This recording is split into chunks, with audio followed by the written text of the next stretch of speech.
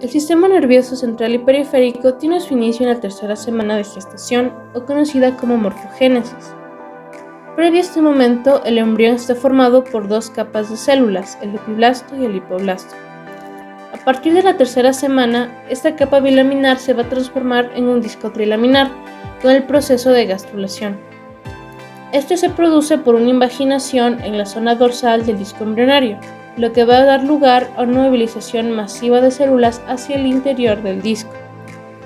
Esto genera una capa embrionaria intermedia, quedando conformado así el embrión con tres capas bien definidas. Estas capas son el ectodermo, el mesodermo y el endodermo.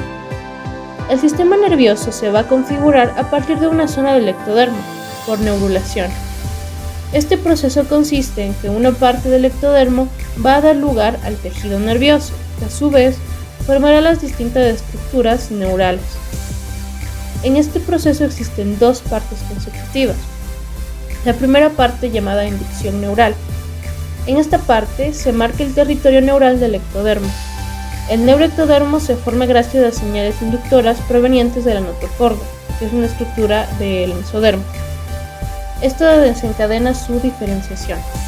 Posterior a la inducción neural, alrededor del día 18 del desarrollo, el mesodermo induce la proliferación celular del neuroectodermo, que va a formar la placa neural, la misma que será muy importante ya que es la precursora del sistema nervioso.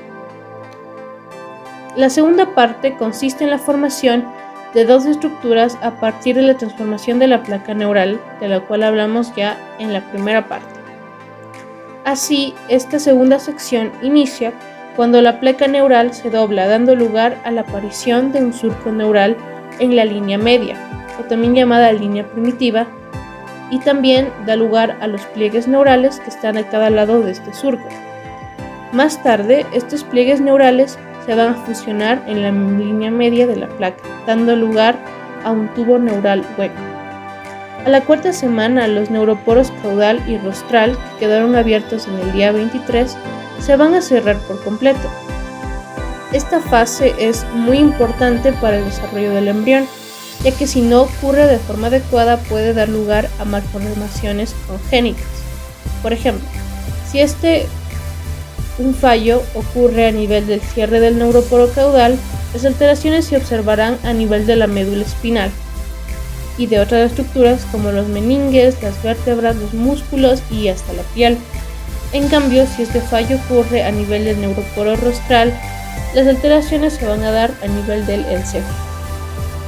Una vez que el tubo neural se ha cerrado, se da la formación de la cresta neural, ya que la parte externa de cada pliegue se separa del tubo y del ectodermo, y estos pliegues se fusionan haciendo que la cresta neural ahora esté entre el tubo neural y el ectodermo.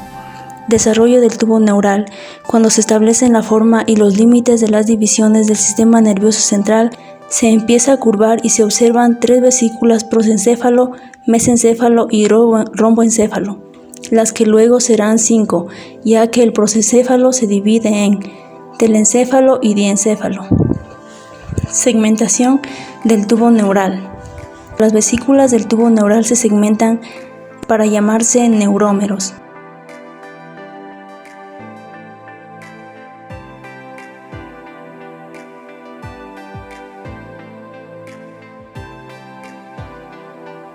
Establecimiento del patrón dorsoventral del tubo neural. Al desarrollarse el tubo neural, luego de la diferenciación de los segmentos, se dará lugar a las zonas donde se ubican las raíces de los nervios craneales y a los ganglios espinales en la zona caudal del tubo.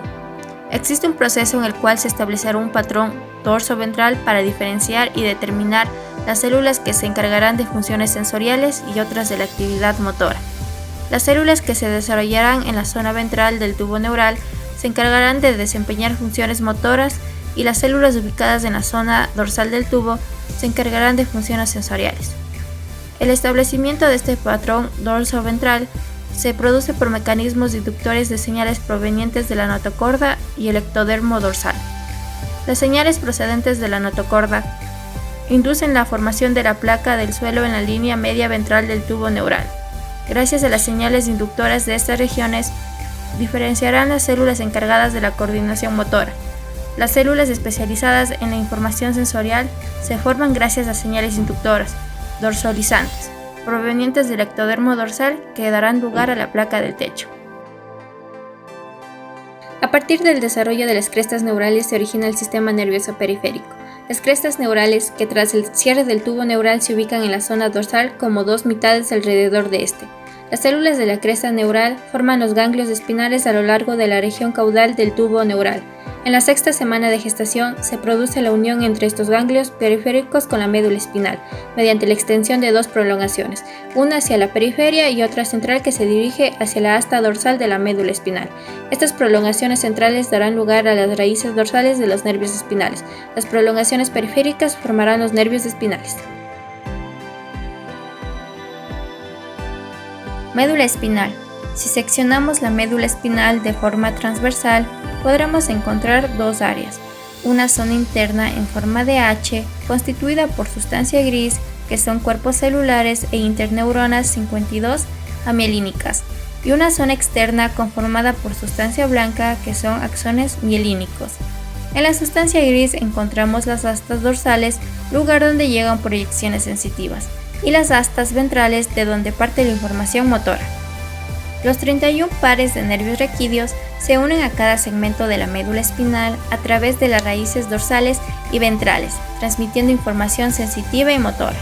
Los axones que componen la raíz dorsal, somáticos o vegetativos, proceden de neuronas unipolares y sus cuerpos celulares se ubican en los ganglios, y sus terminales sinápticas se encuentran a nivel de las astas dorsales de la sustancia gris.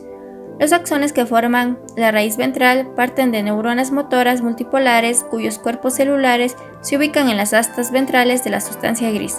Estructura del tallo cerebral.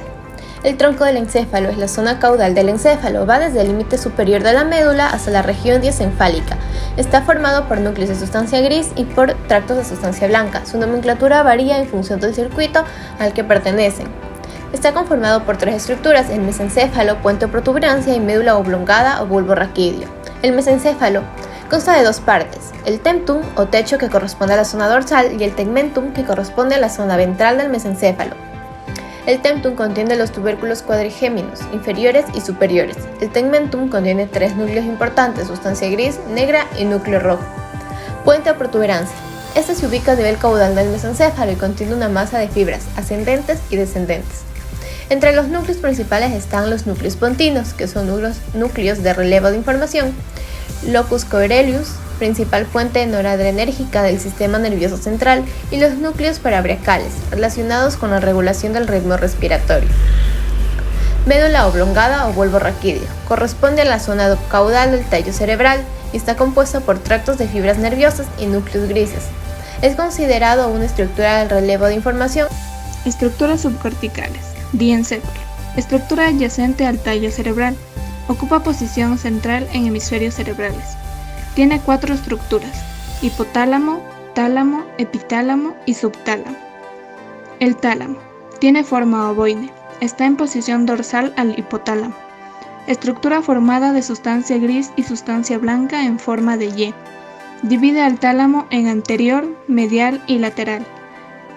Núcleos talámicos. Son 5 grupos principales. Núcleos sensoriales. Geniculado lateral. Recibe información desde el tracto óptico y la envía a la corteza visual. Geniculado medial. Recibe fibras acústicas. Proyecta información a la corteza temporal por radiación acústica. Ventral posterolateral. Retransmite señales sensoriales del cuerpo a la corteza somatosensitiva. Ventral posteromedial. Retransmite señales sensoriales del rostro a la corteza somatosensitiva. Núcleos motores. Ventral anterior. Se conecta con el cuerpo estriado. Proyecta señales a la corteza premotora. Ventral lateral. Recibe aferencias del cerebelo y las proyecta a la corteza motora primaria. Núcleos límbicos. Anterior. Recibe fibras desde el hipotálamo y proyecta señales a la corteza cingulada.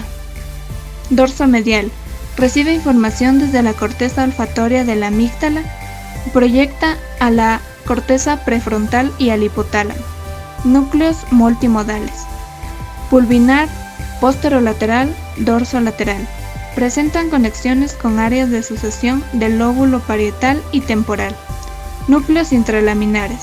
Reticular, intralaminar y centromediado. No se conocen claramente sus proyecciones, pero interactúan con áreas motoras corticales, núcleo caudado, putamen y el cerebelo. Hipotálamo se encuentra situado en la zona más central del diencéfalo y está conformado por varios núcleos que cumplen funciones esenciales para la supervivencia. El hipotálamo cuenta con conexiones aferentes que provienen de estructuras límbicas, tálamo y corteza cerebral, así como aferentes, viscerales y somáticas. Los estímulos procedentes de la corteza prefrontal, de tipo afectivo y emocional, llegan al hipotálamo a través de los núcleos dorsomediales del tálamo. Alimentación. El núcleo ventromedial es considerado como parte del centro de la saciedad, el cual detiene la sensación de hambre luego de alcanzar niveles altos de glucosa en sangre al ingerir alimentos. Un daño en esta región hipotalámica puede producir anorexia o pérdida grave del peso corporal y obesidad. Función autónoma. Las áreas posterolateral y dorsomedial del hipotálamo se consideran la región de activación simpática y por otro lado la activación parasimpática está mediada por su región anterior. Temperatura corporal. Algunas regiones hipotalámicas controlan las respuestas autonómicas que provocan pérdida, conservación o producción de calor corporal. Función endocrina. El hipotálamo controla varias funciones endocrinas como la reproducción, conducta sexual, secreciones tiroides y de la corteza suprarrenal. Ritmo circadiano. Funciona como un reloj intrínseco de nuestro cuerpo. Existe una relación directa entre el hipotálamo y glándula pineal, debido a que, en el momento que existe mayor luminosidad, la glándula pineal suspende la producción de melatonina, en respuesta a señales desde el hipotálamo. Expresión de emociones. Debido a las conexiones bidireccionales con las que cuenta el hipotálamo con estructuras límbicas, participa de forma activa en la expresión de emociones como el temor, aversión, ira, conducta sexual y placer. Sistema límbico. Grupo de estructuras nerviosas que comprenden el lóbulo límbico, la amígdala, hipotálamo, la formación del hipocampo y la corteza prefrontal. Forma una frontera entre el diencéfalo y el neocórtex. Principales estructuras del sistema límbico. Hipocampo. Estructura involucrada en el archivo y almacenamiento de la información nueva. El hipocampo derecho de la información espacial y el izquierdo de la materia verbal. Una lesión produce una incapacidad para almacenar nueva información. Amígdala. Se encarga de dotar de significado emocional a las experiencias gracias a las conexiones directas con el hipocampo. Ganglios de la base o ganglios basales. Es una base de sustancia gris ubicada en las profundidades de los hemisferios cerebrales y está formado por tres núcleos: putamen, globo pálido y núcleo caudado.